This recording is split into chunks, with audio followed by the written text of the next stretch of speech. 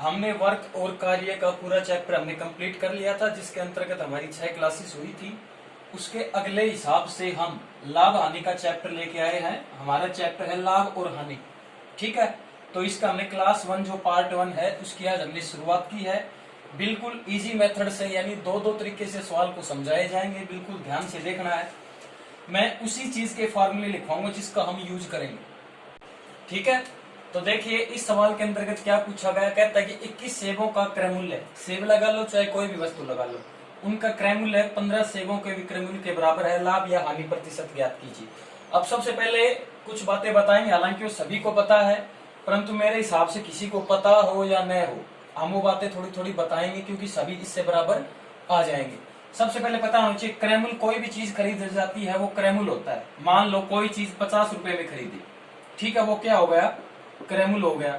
100 में बेची, वो क्या हो गया, विक्रय मूल्य हो गया। हमें लाभ निकालना है या हानि, चाहे हमें कुछ भी निकालना हो, लाभ निकालना हो या हानि निकालना हो, वो किस पे निकलेगी, क्रय मूल्य पे। क्रय मूल्य पे क्यों निकलेगी, मान के चलो किसी भाई ने 5,000 रुपए का फोन लिया, ठीक है, उसने 7,000 में बेचा, ठीक है, तो कहता है कि उसको कितना फायदा हुआ, उसको 2,000 का फायदा हुआ। कैसे, क्योंकि उसने खरीदा 5 में था। अगर वो खरीदता नहीं तो फायदा कैसे होता, तो जो खरीद मूल्य होती है, लागत मूल्य होती है, यानी क्रय मूल्य यानी सीपी, कॉस्ट प्राइस, ठीक है, कॉस्ट प्राइस यानी लागत मूल्य की उस चीज के ऊपर कितनी लागत आई थी, उसके ऊपर सारी चीजें निकलेंगी। इसके अंदर लाभ या हानि प्रतिशत निकालनी है, तो हमें पता है लाभ और हानि प्रतिशत का फार्मूला क्या होता है।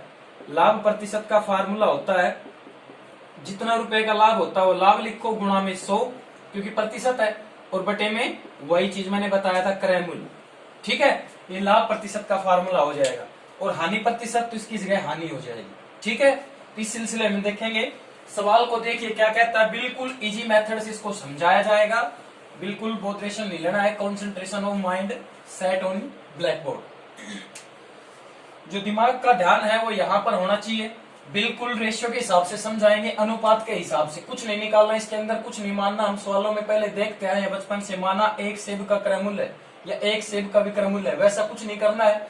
ठीक है, 21 सेब हो, 21 सेब है 21, ठीक है, इसका क्रय मूल्य यानी कॉस्ट प्राइस रेशियो। हमने अनुपात क्यों लगाया, क्योंकि हम सारे सवालों को अनुपात के मेथड से ही करेंगे। ऐसा कोई भी सवाल यहाँ पर नहीं होगा जो इस हिसाब से नहीं होगा। यहाँ पर ये जो ट्रिक है वो सभी सवालों में अप्लाई होगी। तो ध्यान से देखिए, 21 से क्रय मूल्य यानी कॉस्ट प्राइस, क्रय मूल्य हो गया, ठीक है, 15 है। अब क्या है, विक्रय मूल्य यानी सेलिंग प्राइस, क्या है, सेलिंग प्राइस। अच्छा, ये सीपी है यानी कॉस्ट प्राइस, इसको हम इधर ले आए, सेलिंग प्राइस अनुपात 15 अनुपात 21। अब ये क्या हो गया, ध्यान से देखेंगे इस चीज से आप क्या समझते हैं। पहले है कॉस्ट प्राइस, दूसरा है सेलिंग प्राइस, मतलब ये क्रय मूल्य है, ये क्रय मूल्य हो गया और ये विक्रय मूल्य हो गया। तो ये भी क्रय मूल्य हो गया और ये भी विक्रय मूल्य हो गया। माना कि हमने चीज 15 रुपए में खरीदी और बेच कितने में दी, 21 रुपए में। कितने रुपए का फायदा हो गया, 6 रुपए का फायदा हो गया। अच्छा, इसने खाली बताया है कि लाभ हुआ है 6 रुपए का। अब हमें चाहिए क्या, हमें चाहिए लाभ प्रतिशत, जिसका फार्मूला होता है लाभ गुणा 100 बटा क्रय मूल्य। अब बताइए हमारा लाभ कितना है, 6 रुपए का, ठीक है, 100 फार्मूले का है। क्रय मूल्य कितना था, 15 रुपए था। इसको कटता है तो काट दीजिए। दोनों किसके पहाड़े में कॉमन है, किसकी टेबल में कॉमन है, 3 के में। 3 की टेबल में 6 आता है 2 पर, 3 की टेबल में 15 आता है 5 पर। एक कॉमन संख्या से कटेंगे, ये क्या हो गया, 20 से कट गया, तो आंसर क्या आ गया हमारा, 40% लाभ। ठीक है, अगर किसी भाई को समझ में नहीं आया हो तो देखिए, ये जो हमने किया है इसका हमारा करने का मात्र एक ही उद्देश्य है कि हम इसको अनुपात से निकालेंगे। अदरवाइज हम करते, माना 21 सेबों का क्रय मूल्य 1 या 100, तो माना 21 सेबों को इतना हो गया, तो 1 का मानते 100 बटा 21, फिर इसका मानते, फिर उसका मानते, 8 लाइनें तो इसी प्रकार से भर जाती। फिर बात आती घूम फिर के वही लाभ प्रतिशत के फार्मूले के ऊपर। तो क्यों ना ऐसा फार्मूले को अपनाया जाए कि जिसको सभी से आसानी से समझ में आ जाए। मानते हो बात को, तो देखेंगे 21 हमारा दिया हुआ है, क्या दिया हुआ है, क्रय मूल्य है, तो हमने क्रय मूल्य कर दिया, कॉस्ट प्राइस लागत मूल्य यानी क्रय मूल्य। जो भी 21 सेब खरीदा उसकी लागत इतनी है। अनुपात 15 गुणा में सेलिंग प्राइस यानी विक्रय मूल्य, ये इधर है, हम दोनों चीजों को अलग अलग लिख लिया हमने। क्रय मूल्य एक जगह लिख लिया, विक्रय मूल्य एक जगह, उसके अपोजिट में हमने जो एक्चुअल संख्या है यानी जो कांस्टेंट वैल्यू है वो रख लिया हमने। ठीक है, ये क्या हो गया, 15 रुपए हमने लागत मूल्य मान ली, 21 रुपए में उसने बेच दिया, 6 रुपए का लाभ हो गया। लाभ प्रतिशत का फार्मूला निकाल दो, काट दो, आंसर आ जाएगा। अगर इसी का आपको दूसरा मेथड निकालना है ठीक है, इसी का आपने ठीक है भाई, कर दो। ये देखिए, अगर किसी भाई को ये थोड़ा सा अटपटा लगे, हालांकि सबसे इजी मेथड यही है, फिर भी मैं एक दूसरा करवा देता हूं। मान के चलो 21 सेब है, तो हमने 1/21 मान लिया, वही रेशो वाली बात है, 1/15 मान लिया, क्रॉस मल्टीप्लाई कर दी, इसको इससे मल्टीप्लाई कर दो, इसको इससे, पहले ये था तो 15, रेशियो क्या आ गया 21, वही कितने रुपए का फायदा हुआ 6 रुपए का, भाई 15 सीपी आ गया, ये एसपी आ गया हमारा। कॉस्ट प्राइस क्रय मूल्य, सेलिंग प्राइस विक्रय मूल्य, 6 रुपए का फायदा, तो लाभ 6 रुपए, 100 फार्मूले वाला, क्रय मूल्य था 15, वही हमारा आंसर आ गया। हम इसको इस तरीके से भी कर सकते हैं। ठीक है, दोनों रेशियो के मेथड हैं, जिसको जो आसान लगे वो कर ले। कुछ सवालों में हम दोनों साथ साथ करेंगे, फिर तब तक सभी का कॉन्सेप्ट क्लियर हो जाएगा। अगला सवाल देखेंगे, वस्तुओं का क्रय मूल्य 400 वस्तुओं के विक्रय मूल्य के बराबर है, लाभ या हानि प्रतिशत ज्ञात कीजिए। सवाल को समझेंगे। 320 जो वस्तुएं जितने रुपए में खरीदी जाती हैं, उतने ही रुपए में 400 वस्तुएं बेची जाती हैं, तो लाभ या हानि प्रतिशत ज्ञात कीजिए। वही फार्मूला, वही मेथड। सबसे पहले देखेंगे 320 है, ठीक है, कॉस्ट प्राइस है, ठीक। अच्छा, आगे देखेंगे, आगे क्या है, 400 वस्तुएं हैं, और क्या है, सेलिंग प्राइस है। सीपी को हम एक तरफ कर लेंगे और इसको भी एक तरफ कर लेंगे, क्या हो गया, ये 320 और ये 400, ठीक है। आगे देखेंगे, देखिए ये हो गया, सॉरी सीपी हमने इधर कर दिया, ये इधर लिया, यहाँ पे 400 था और ये क्या है 320 है। अच्छा, अब इनका रेशियो निकालना है, तो ये देखिए काट दीजिए, इनको कटते हैं तो ये 20 हो गया, ये कितना हो गया 16, ये 8 हो गया, ये कितना, ये 10 हो गया और ये 8 हो गया। और भी कटते हैं, और भी काट सकते हो, बात बराबर है। मैं इस पे भी निकाल के दिखाऊंगा और इस पे भी, दोनों पे बराबर आएगा हमारा। पहले इस पे देखिए, 5 रुपए की चीज थी, कॉस्ट प्राइस 5 और बेची कितने में 4 रुपए में, क्या हो गया 1 रुपए घाटे में बेच दी भाई। 5 रुपए की चीज थी, 4 में बेचता है, 1 रुपए क्या हो गया हानि, तो 1 रुपए हानि 100 फार्मूले का, और ये क्या हो गया 5 क्या है क्रय मूल्य था, तो क्या हो गया 20% हानि हो गई इसको। अब इसी का देख लो, सोचेंगे काटा क्यों, अगर नहीं काटते तो क्या होता, तो ये क्या हो गया 400 था, ठीक है, 400 रुपए में उसका क्रय मूल्य था, बेच दी कितने में 320 में।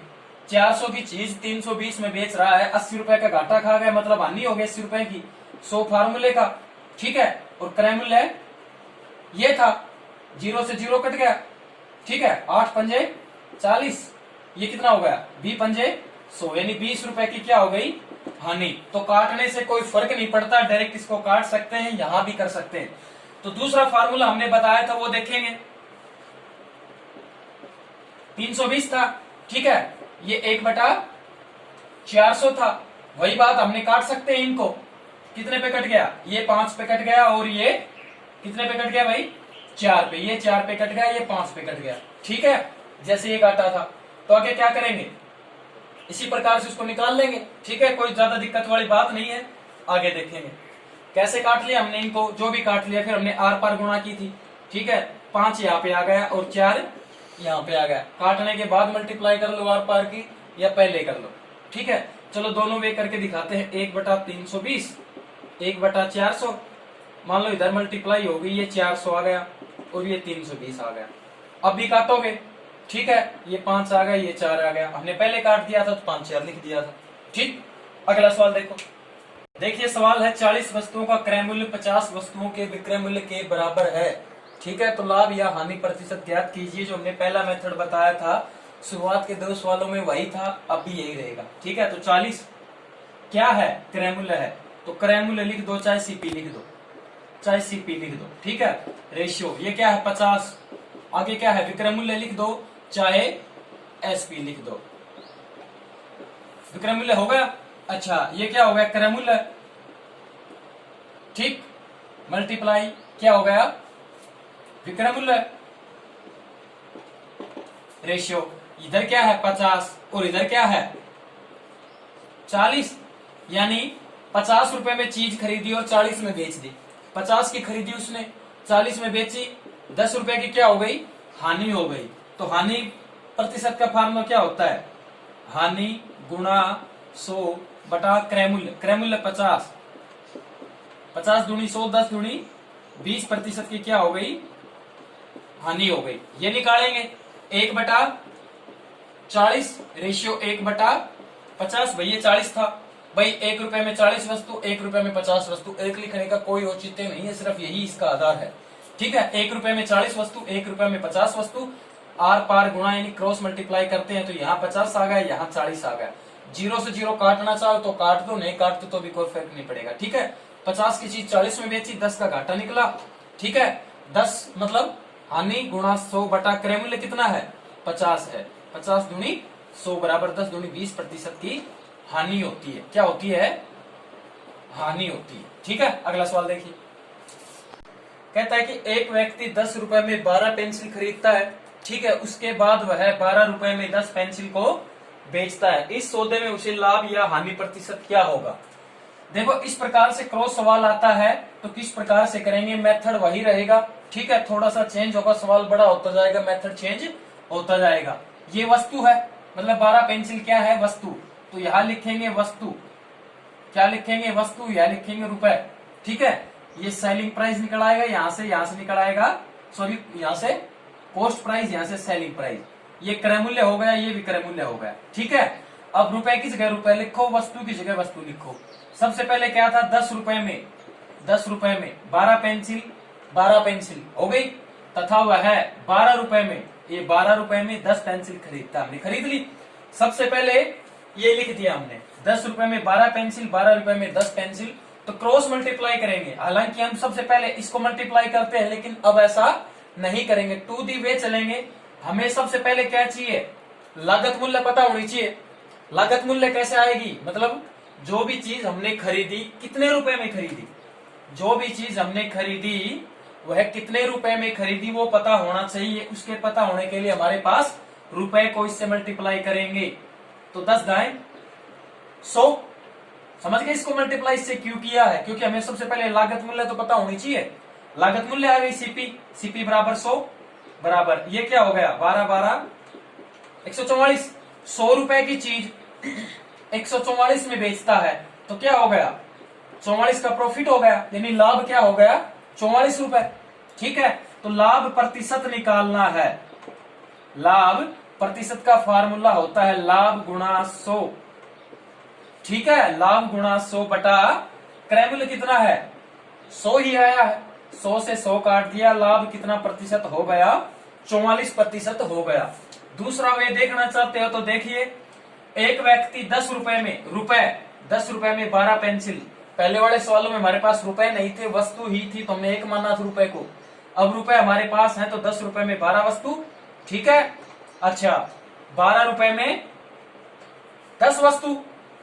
ठीक है, तो क्या कर लेंगे, क्रॉस मल्टीप्लाई कर लेंगे, 10 ढाई 100, 12 12 144। अगर इनको काट के करना चाहते हो तो काट के कर सकते हैं। ठीक है, तो कितना हो गया 100 रुपए की चीज खरीदी, 144 में बेची, कितना फायदा 44 का फायदा। तो अच्छा, लाभ प्रतिशत का फार्मूला होता है लाभ गुणा 100 बटा क्रय मूल्य है हमारे पास 100 रुपए। ठीक है, 100 से 100 कट गया, 44 हमारे पास प्रतिशत लाभ आ गया। ये क्रय मूल्य आ गया, ये भी क्रय मूल्य आ गया। 100 की चीज खरीदी, 144 में बेची, 44 रुपए का फायदा, तो लाभ प्रतिशत। ठीक है, मुझे नहीं लगता है ऐसा कोई है जिसको समझ में नहीं आया हो। फिर भी बाय द वे नहीं आता है तो अगले सवाल में कंसेप्ट आपका क्लियर हो जाएगा। तो देखिए एक व्यक्ति, सवाल नंबर 5, 20 टॉफी खरीदता है 25 रुपए में। ठीक है, तथा वह 25 टॉफी 20 रुपए में बेच देता है। 25 रुपए में खरीद लेता है 20 टॉफियों को, तथा 25 टॉफी 20 रुपए में बेच देता है। ठीक है, तो क्या करेंगे, वही फॉर्मूला, यहाँ पे वस्तु, कोई भी वस्तु है, टॉफी है, कुछ भी है, यहाँ पे रुपए, ये क्या आ गया कॉस्ट प्राइस, ये क्या आ गया सेलिंग प्राइस। ठीक है, ये क्रय मूल्य यहाँ पे निकल आएगा, कॉस्ट प्राइस यहाँ पे निकल आएगा। ठीक है, तो वस्तु के नीचे वस्तु, रुपए के नीचे रुपए, वस्तु यानी टॉफी 20, रुपए यानी 25, आगे 25 टॉफी, और ये क्या 20 रुपए। ठीक है, तो सबसे पहले रुपए वाले को सबसे पहले लेके आएंगे, कॉस्ट प्राइस निकालेंगे, 25 को 25 से मल्टीप्लाई किया 2, ठीक है 625, और ये क्या हो गया 400। ठीक है भाई, 25 को 25 से मल्टीप्लाई किया 625, 20 को 20 से किया 400, 625 की चीज 400 में बेच रहा है, तो सीधी सीधी बात है हानि हो रही है कितने रुपए की 225 रुपए की। तो ये क्या हो गई हानि हो गई, माइनस का मतलब लॉस में है वो। ठीक है, तो हानि प्रतिशत का फार्मूला क्या होता है, हानि मतलब 225 गुणा 100 बटा क्रय मूल्य मतलब 625। दोनों 5 के पहाड़े में कॉमन है, किसके पहाड़े में कॉमन है 5 के में, काट दो 5 को इससे करो, 5 चौक 20 हो गया, 5 चौक 20, पचे पचे 25, 5 एकम 5, 5 दूनी 10। ठीक है, और क्या बच गया ये बच गया। ठीक है, उसके बाद भी ये कटता है, ये भी 5 से कटता है, 5 9 पंचे 45, और ये क्या बच गया ये बच गया। अच्छा, ये किससे कट जाता है 4 से, 9 चौक 36% हानि हो गई उसको। ठीक है, अगला मेथड देख लीजिए तुरंत, 20 टॉफी 25 रुपए यानी 25 रुपए, 20 टॉफी रुपए ऊपर क्वांटिटी नीचे। ठीक है, अनुपात आगे क्या है 20 रुपए 25 टॉफी। ठीक है, वही चीज आती है, काटना चाहते तो इनको काट सकते हैं, इनकी तो आर पार गुणा होगी, कटेंगे नहीं। ये किससे कट गया 4 से, ये किससे कट गया 5 से, यानी 5 के पहाड़े में कॉमन है, 5 चौक 20, 5 पचे 25, ये भी 5 से ये भी 4 से, इनकी मल्टीप्लाई करो 25, इनकी मल्टीप्लाई करो 16। ठीक है, 25 रुपए की चीज किसने बेच रहा है 16 में, 9 रुपए लॉस में है, कितने रुपए लॉस में है 9 रुपए लॉस में है, तो हानि प्रतिशत हो गई। हानि प्रतिशत का फार्मूला करे, हानि हो गई 9 रुपए गुणा 100 बटा क्रय मूल्य कितना है 25, 25 चौका 100, 9 चौक 36% हानि हो गई। ठीक है, ध्यान से देखेंगे। ओके, आगे देखिए, एक दो सवाल ऐसे ही हो रहे हैं, आपको समझ में आ जाएंगे, कोई घबराने की बात नहीं है। आगे देखिए, होगा एक व्यक्ति 5 रुपए में 3 पेंसिल खरीदता है तथा वह 4 रुपए में 2 पेंसिल बेचता है। ठीक है, उसके बाद कहता है कि इस सौदे में उसको कुल लाभ या हानि प्रतिशत निकालो। ठीक है, तो आगे देखेंगे ध्यान से, यहां पर वही चीज वस्तु, यहां पे रुपए, ये कॉस्ट प्राइस, ये सेलिंग प्राइस। वस्तु हमारे पास 3 वस्तु यानी 3 पेंसिल, रुपए हमारे पास 5, दूसरे में 4 रुपए और 2 पेंसिल। ठीक है, इसके साथ मल्टीप्लाई करो, रुपए वाला मतलब हमारे पास क्रय मूल्य आ गया 10। ठीक है, अब इसके साथ करो, क्या आ गया 12। 10 रुपए की चीज 12 रुपए में खरीदी, क्या हो गया 2 रुपए का लाभ हो गया। लाभ प्रतिशत का फार्मूला बताया था, लाभ गुणा 100 बटा क्रय मूल्य, तो लाभ कितना 2 रुपए का, 100 फार्मूले का, क्रय मूल्य हमारे पास 10 है, 10 से 10 कट गया, 10 दूनी 20%, भाई साहब को लाभ हो गया। दूसरा हुए 5 रुपए, रुपए हमेशा ऊपर इस प्रकार के में ध्यान रखेंगे। ठीक है, 5 रुपए 3 पेंसिल, अब क्या कहता है 4 रुपए कितनी पेंसिल 2 पेंसिल। ठीक है, कोई एक दूसरे से नहीं कट रहा तो आर पार गुणा कर दो, 5 दूनी 10, 3 चौक 12, वही चीज 2 रुपए का लाभ, 2 गुणा 100 बटा एक क्रय मूल्य 10 बराबर 10 दूनी 20। यहाँ पर कुछ नहीं किया, हानि प्रतिशत लाभ प्रतिशत का फार्मूला लगाया है। क्या होता है लाभ प्रतिशत का फार्मूला, लाभ गुणा 100 बटा में क्रय मूल्य। ठीक है, आगे देखेंगे सवाल नंबर 7। एक व्यक्ति कुछ वस्तुएं, अगर इसकी स्टैंडर्ड लैंग्वेज बात की जाए तो एक व्यक्ति कुछ वस्तुएं खरीदता है, यानी 10 अंडे 15 रुपए में खरीदता है तथा वह इन वस्तुओं को बेच देता है, तो 20 अंडे 16 रुपए की दर से बेच देता है, या ऐसे कह दो कोई फर्क नहीं पड़ता। ठीक है, तो क्या करेंगे वही फॉर्मूला, वस्तु और ये क्या होगा रुपए, ये कॉस्ट प्राइस, ये सेलिंग प्राइस। वस्तु कितनी है 10 मतलब 10 अंडे, ये 15 रुपए, और ये क्या हो गया वस्तु दूसरी 20 है अंडे और 16 रुपए। इसको मल्टीप्लाई करेंगे क्या हो गया, करो 20 की 10 के साथ करेंगे 200, 20 की 5 के साथ करेंगे 100, तो कुल हो गए 300। ठीक है, ये क्या हो गए 160। 300 रुपए की चीज 160 में देता है। उसने खरीदी यानी कॉस्ट प्राइस यानी क्रय मूल्य खरीदा उसने 300 रुपए में, देता है 160 रुपए में, तो 40 रुपए का क्या खा गया वो? घाटा खा गया। मतलब उसको हानि हो गई कितनी? 140 रुपए की, सॉरी 140 रुपए की उसको क्या हो गई? हानि हो गई। तो हानि हो गई तो हानि प्रतिशत, हानि प्रतिशत का फार्मूला सभी जानते हैं। हानि मतलब हानि गुणा 100 बटे में क्रय मूल्य 300 है। क्रय मूल्य तो आया है ये सीपी, ये सेलिंग प्राइस बेचने वाला मूल्य। ये क्या कर दिया हमने? काट दिया। 140 बटा 3 आ गया, तो क्या आ गया? 3 चौक 12, ये 2, 3 चिंग 18, ये 2, तो 46 सही 2 बटा 3 हमारे पास आ गया। ठीक है, फ्रैक्शन में निकाल दो, चाहे इसको 140 बटा 3 कर दो। इसी प्रकार से यहां देखेंगे ऊपर रुपए यानी 15 रुपए अपॉन में वस्तुएं, रेशियो किसका? 16 रुपए अपॉन में 20। कटते हैं तो काट दो, नहीं कटते हैं तो मत काटो। क्या हो गया? 10 दूनी 20। अब बच गया क्या? आर पर गुणा कर दो, 15 दूनी 30। यहाँ पे एक ही था तो 16 एकम 16। 30 रुपए की वस्तु 16 रुपए में बेच रहा है। क्रय मूल्य क्या आ गया? 23। ये क्या आ गया? सेलिंग प्राइस, विक्रय मूल्य।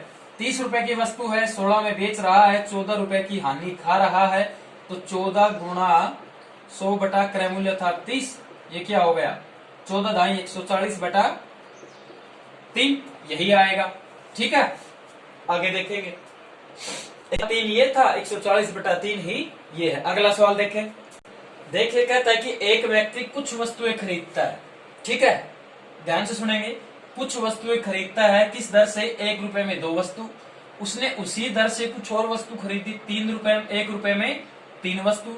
अब उसने सारी वस्तुएं बेच दी, किस दर में बेची? 2 रुपए में 3 वस्तु। ठीक है, ये इसकी लैंग्वेज है। तो देखेंगे वही फॉर्मूला। कौन सा फॉर्मूला? वही फॉर्मूला, बस ये पहले एक बार खरीद रहा था फिर बेच देता था, अब 2 बार खरीद के फिर बेच रहा है। तो वस्तु ये क्या होगा? रुपए, ये सीपी, ये भी सीपी, ये एसपी। ये हमने 2 क्यों लिखा? 2 क्रय मूल्य क्यों लिखा? क्योंकि 2 बार खरीद रहा है भाई। पहले तो 1 रुपए में 2 वस्तु, फिर 1 रुपए में 3 वस्तु, तो 2 बार खरीद रहा है तो 2 बार लिख दिया। तो क्या कहता है? 2 वस्तु 1 रुपए में, 1 रुपए में 2 वस्तु और 1 रुपए में 3 वस्तु। ठीक है, उसके बाद कहता है 2 रुपए में 3 वस्तु की दर से बेच देता है। ठीक है, अब इस सवाल को बिल्कुल ध्यान से देखेंगे। देखिए वस्तु कितनी है? 2, 3, 3। अगर हम इनका एलसीएम लेना चाहें, वस्तुओं का एलसीएम लेना चाहें तो 6 हो गया। एलसीएम लेना कोई बड़ी बात नहीं है, कार्य और समय के चैप्टर में हमने बताया था, एलसीएम पे ही वो सवाल चला था। ठीक है, तो इनका एलसीएम आ गया 6। सवाल को ध्यान से पढ़े या ध्यान से सुने तो कहता है कि कुछ वस्तुएं खरीदता है। पूरा सवाल क्या है? एक दुकानदार कुछ वस्तुएं खरीदता है, कितनी दर से? 1 रुपए में 2 वस्तु ले लेता है। फिर उसने सोचा कि ये सस्ता दे रहा है तो 1 रुपए में उसने 3 वस्तु और खरीद ली। ठीक है, उसके बाद वो बेचता है 2 रुपए में 3 वस्तु। तो कहता है कि कुछ वस्तु खरीदता है, तो 6 एलसीएम आ गया। एलसीएम को वस्तु से गुणा करो, यहां लिख दो। ठीक है, यहां भी क्या लिख दें? ये हो गया। अब ये क्रय मूल्य, ये क्रय मूल्य, सीपी सीपी। अब दोनों को जोड़ के कहा लिख दो भाई? दोनों का सम कितना होगा? 12। 12 को यहां रख दो। ध्यान से देखेंगे, इसमें नहीं तो अगले में। हालांकि 100% गारंटी लेता हूं, ध्यान से देखोगे तो इसी में समझ आएगा। ठीक है भाई, हमने एलसीएम 6 ले लिया, 6 को ऊपर यहां लिखा, 6 को भी यहां लिखा। ठीक है, अच्छा 6 और 6 2 बार खरीदा तो 12 हो गया, 12 को यहां लिखा। अब 2 को 6 से भाग करते हैं तो क्या आता है? यानी 2 तिया 6, 3 आता है, 3 लिख दिया। अब 3 की टेबल 6 तक गाओ इसी प्रकार से, तो 2 आता है। ये 12 है, 3 की टेबल 12 तक गाओ, 4 आता है। यहां मल्टीप्लाई कर दिया, ये 3 एकम 3, ये 2 एकम 2, कुल कितना हो गया? 5। दोनों को जोड़ा था ना, इन दोनों को जोड़ दिया, 5 आ गया। ये क्या है? 8 है। यानी 5 रुपए में खरीदी, 8 रुपए में बेच दी। 5 रुपए में वस्तु खरीदी, 8 रुपए में बेच दी, तो क्या हो गया? 3 रुपए का फायदा हो गया। तो लाभ प्रतिशत बराबर 3 गुणा 100 बटा में 8। ठीक है, 3 गुणा 100 बटा में 5, सॉरी 8 नहीं लेना, 5 क्रय मूल्य है, हमेशा लेते आए हैं। 20 पंजे 100, 60% उसको लाभ हुआ। ये तो हमने पता है कहां से आया, जो जितना है लिख दिया। इस सवाल में नया ये है क्रय मूल्य 2 बार है, 2 बार लिख दिया। 2 3 3 का एलसीएम 6 होता है, 6 को यहां लिखा, फिर यहां लिखा, 2 बार क्रय मूल्य है, 6 6 लिख दिया, 2 बार लिख दिया। अब दोनों को जोड़ दिया तो 12 हो गया, 12 को हमने नीचे लिख दिया। अब 2 का 6, 2 का पहाड़ा 6 तक गाओ, 3 आता है, 3 यहां मल्टीप्लाई करके लिख दिया। भाई जितनी गुणा वस्तु उतने गुणा ही तो रुपये। मान के चलो हम 2 गुणा वस्तु लेंगे भाई, 5 रुपए में, सॉरी 5 वस्तुएं 10 रुपए में ले रहे हैं, 5 वस्तु है 10 रुपए में ले रहे हैं। दुगुनी वस्तु लेंगे तो इसको 2 से गुणा करेंगे, तो इसको भी 2 से ही गुणा करेंगे। दुगुनी वस्तु है तो दुगुना सामान। तो अब देखिए 6 6 12 हो गया, 12 लिख दिया, इसका मल्टीपल यहाँ पे लिख दिया। इन दोनों को जोड़ो, 3 और 2 5, और 20 यहाँ पे जोड़ा था 12 आया था, यहाँ पे जोड़ा 5, यहाँ पे हो गया 8, 5 रुपए सीपी आ गया, 8 रुपए एसपी आ गया, यानी सेलिंग प्राइस आ गया। 5 में खरीदी, 8 में बेची, 3 रुपए का फायदा, लाभ प्रतिशत का फॉर्मूला, और सवाल आ गया। अब उसी मेथड से हम दोबारा करेंगे, पहले इसको एक बार ध्यान से देखिए, आगे देखिए इसी सवाल को। अब देखो सबसे पहले कहता है कि एक व्यक्ति है, ठीक है, हटा दो इसको, लो, क्योंकि हमें थोड़ी सी जगह चाहिए इसके लिए। अब देखेंगे 1 रुपया 2 वस्तु, 1 रुपया 3 वस्तु। भाई 2 बार खरीद रहा है, सीधी सी बात है, कितनी बार खरीद रहा है, 2 बार खरीद रहा है, प्लस कर दिया, जुड़ेगा, ठीक है। अब 2 रुपए में 3 वस्तु बेच रहा है, ठीक है। अच्छा, 1 बार खरीदा, 1 बार खरीदा, 2 बार तो 2 से मल्टीप्लाई, इन दोनों का एलसीएम फिर वही बात, 6, 2 3 6, 3 से यहां मल्टीप्लाई, 3 दूनी 6 यहां से, 2 दूनी 4 बटा क्या हो गया 3, ये क्या होगा 5 बटा 6, 4 बटा 3, काट सकते हो, ठीक है। 5 एकम 5, 2 चौकी 8, वही 3 रुपए का फायदा हो गया। 5 में खरीदी, 3 में बेची, 3 गुणा 100 बटा क्रय मूल्य 5, क्या आ गया लाभ प्रतिशत, 60% हमारा लाभ प्रतिशत आ गया। ये देखिए यहाँ पे कुछ नया नहीं है, पहला क्रम 1 रुपए में 2 वस्तु, दूसरी 1 रुपए में 3 वस्तु, रेशियो 2 रुपए में 3 वस्तु। 2 क्यों किया, 2 बार खरीदा हुआ है। कितनी बार खरीदा हुआ है, 2 बार खरीदा हुआ है, ठीक है। तो इस प्रकार से इसको हमने कर दिया और आंसर आ गया। अगला सवाल देखिए, ऐसा ही है, बिल्कुल समझ आएगा। उसी प्रकार का सवाल डिजाइन किया हुआ है, ठीक है, सिर्फ यहाँ पे 4 की जगह 3, 3 की जगह 4, इस प्रकार से कुछ बदला हुआ है। तो वही सवाल है, मतलब कह सकते हैं दोबारा लेके आए हैं, थोड़ी सी रकम में बदलाव करके। तो देखेंगे वस्तु ये रुपए, ठीक है, सीपी और ये सेलिंग प्राइस, ठीक है। 1 रुपए में 3 वस्तु, 1 रुपए में 4 वस्तु, यहाँ पे क्या था पहले 2 3 था, ठीक है। अब 2 रुपए में 3 वस्तु, एलसीएम ले ले, क्या आ गया, तीनों का एलसीएम लेंगे तो क्या आ गया भाई 12 एलसीएम आ गया, ठीक है। एलसीएम को यहां लिखो, लिख दिया। अच्छा, 2 बार क्रय मूल्य है तो जोड़ दे दोनों को, क्या आ गया 24 आ गया। दोनों को अगर हम जोड़ दें तो क्या आ गया 24। आगे देखेंगे 3 का पहाड़ा 12 तक लेके जाओ, 4 आता है, लिख दिया। 4 का पहाड़ा 12 तक लेके जाओ, 3 आता है, लिख दिया। ये 4 और 3 कितना हो गया 7, यानी लिखना चाहते तो ये 4 बराबर 3 कितना हो गया 7, क्रय मूल्य आ गया, क्रय मूल्य से क्रय मूल्य आ गया। सेलिंग प्राइस यानी जो बेचने वाला है विक्रय मूल्य है, इससे ये आ जाएगा। 3 की टेबल 24 तक लेके जाओ, 8 कर दिया, कितना आ गया 16। 7 में खरीदी, 16 में बेची, 9 रुपए का लाभ। 7 रुपए में कोई वस्तु खरीदी और 16 रुपए में बेच दी, 9 रुपए का उसको लाभ होता है, ठीक है। तो लाभ 9 रुपए का होता है, तो लाभ प्रतिशत का फार्मूला लगाएंगे या किसी और का लगाएंगे, लाभ का ही लगाएंगे। लाभ 9 गुणा 100 बटे में क्रय मूल्य, बटे में क्रय मूल्य बराबर 900 बटा 7। 900 बटा 7 है, इसका फ्रैक्शन में लिखना चाहते हो तो लिख दो, अदरवाइज रहने दो।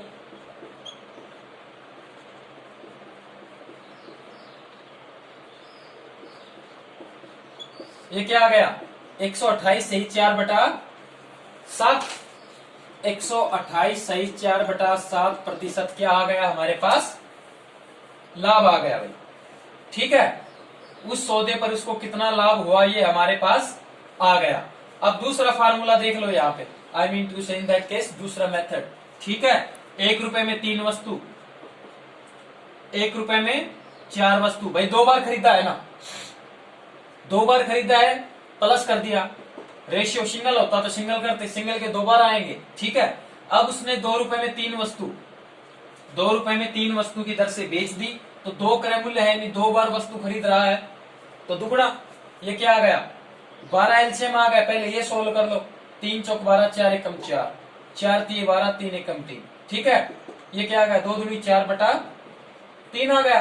ये 3 चौक 12 काट सकते हैं, एक हो गया नीचे, 4 3 7, 7 एकम 7, 4 चौक 16, 7 में खरीदी 16 में बेच दी, 9 रुपए लाभ।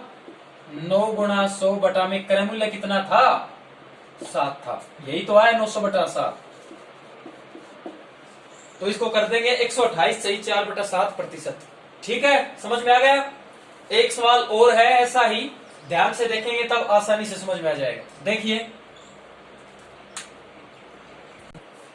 देखिए भाई, कहता है कि एक दुकानदार कुछ पेंसिल खरीदता है, वह 3 रुपए में 2 पेंसिल की दर से खरीदता है। उतनी ही पेंसिल 2 रुपए में 3 पेंसिल की दर से खरीदता है, वह इन सभी पेंसिलों को बेच देता है 3 रुपए में 4 पेंसिल की दर से। ठीक वैसा ही सवाल है, मैंने लैंग्वेज जानबूझकर बढ़ाई है क्योंकि इससे जस्ट पहले वाला सवाल था, उसमें भी एलन हम जोड़ सकते थे, वह उतनी ही पेंसिल यानी उतनी ही वस्तुएं, कुछ वस्तु या कुछ पेंसिल खरीदता है। यहाँ पर क्लियर नहीं है कि कितनी खरीदी, उसने तो भाव बताया है कि भाई 10 रुपए किलो, 5 रुपए किलो। भाई कहता है कि 4 रुपए किलो आलू खरीदे, कितने खरीदे, क्विंटल खरीदे, 20 किलो खरीदे, 50 किलो खरीदे, किसको मालूम, किसी को नहीं पता। तो इस प्रकार से कहता है कि कुछ वस्तुएं खरीदता है या कुछ पेंसिल खरीदता है। ये लाइनें आपको सिर्फ जानबूझकर समझाने के लिए लिखी गई थी, इसका कोई महत्व नहीं। इसका मतलब ये है कि हमें एग्जैक्ट नहीं पता कि कितनी वस्तु खरीदी। ठीक है, उसने सिर्फ भाव बताया है, रेट बताया है, दर बताया है। ठीक है, तो देखेंगे सेम मेथड यानी सेम सूट, वस्तु रुपए, कॉस्ट प्राइस पहला, कॉस्ट प्राइस दूसरा, और ये सेलिंग प्राइस। कहता है कि 3 रुपए में 2 पेंसिल, 3 रुपए में 2 पेंसिल। अब कहता है उतनी ही पेंसिल 2 रुपए में 3 पेंसिल, 2 रुपए में 3 पेंसिल। उसके बाद कहता सभी को बेच देता है 3 रुपए में 4 पेंसिल, 3 रुपए में 4 पेंसिल। अगर इन तीनों का एलसीएम लेना चाहे तो 12 आएगा, 6 नहीं आएगा। 6 क्यों आएगा, 6 आ जाएगा, ये भी कट जाएगा, ये भी कट जाएगा, बट ये पूरा पूरा नहीं जाएगा। इसलिए हमें एलसीएम वो लेना है जो छोटी से छोटी संख्या होनी चाहिए, जो इन तीनों से डिवाइड आसानी से हो जाए। होने को तो 24 ले लो, चाहे 48 ले लो, तीनों जाएंगे, पर कैलकुलेशन हमारी बढ़ेगी। ठीक है, तो 12 ले लिया, 12 को हमने यहां लिखा, 12 को हमने यहां लिखा, 12 12 यहां कितना हो गया भाई, 2 क्रय मूल्य है, जोड़ दिया, यहां लिख दिया। अब 2 को 12 से भाग करो, कितना आता है, यानी 2 छिके 12, 6 आता है, 6 को यहां लिखो। 3 को 12 से भाग करो, 4 आएगा, तो 4 को यहां लिखो। ये कितना होगा, 4 छिक 24 यानी 6 आ गया, 6 18, 4 दूनी 8, 6 18 हो गया। भाई ये 6 आ गया, इधर लिख दिया, ये 3 चौक 12, 4 इधर लिख दिया, 4 छिके भाई क्या आता है, 6 चौक 24, 6 आता है, 6 इधर लिख दिया, 18 8 कितना हो गया, क्रय मूल्य आया है, कितना हो गया 26। ये कितना हो गया 18, यानी 26 रुपए की वस्तु है। क्या वस्तु थी, पेंसिल थी। उसके पास कुल पेंसिल जितनी भी थी, कितनी वस्तुएं थी अभी तक मेंशन नहीं है, नहीं बताया गया है कि 4 वस्तु थी, 4 पेंसिल थी या 50 पेंसिल थी, कुछ थी। वो कितने रुपए की थी, 26 रुपए की थी। कितने में बेच दी उसने, 18 रुपए में बेच दी। कितने रुपए वो घाटा खा गया, 8 रुपए का घाटा खा गया भाई, वो 8 रुपए को उसको क्या हो गई, हानि हो गई। तो हानि प्रतिशत का फार्मूला क्या होता है, बराबर हानि गुणा 100 बटा में क्या होता है, क्रय मूल्य होता है। क्रय मूल्य क्या आ गया, 26 आ गया। ये कितने पे कट गया, 4 पे। ये कितने पे कट गया, 13 पे। भाई याद आधा कर लो, 2 की टेबल में 13 पे 26 आता है, 8 पे आता है, तो 100 चौक 400, 400 बटा 13, 400 बटा 13 को फ्रैक्शन में लिख लो, 13 है, 13 3 39, 1 10, तो क्या हो गया 3 सही 10 बटा 13। ठीक है, अगर इसको और बढ़ाना चाहे तो एक टूटे हुए भाग की सिफर चढ़ेगी। ठीक है, तो 30 सही 10 बटा 13। ठीक है, किसी भी प्रकार से कर सकते हैं। पॉइंटों में आंसर दे रखा हो तो पॉइंटों में, वैसे दे रखा हो तो वैसे। दूसरा मेथड देख लो इसको।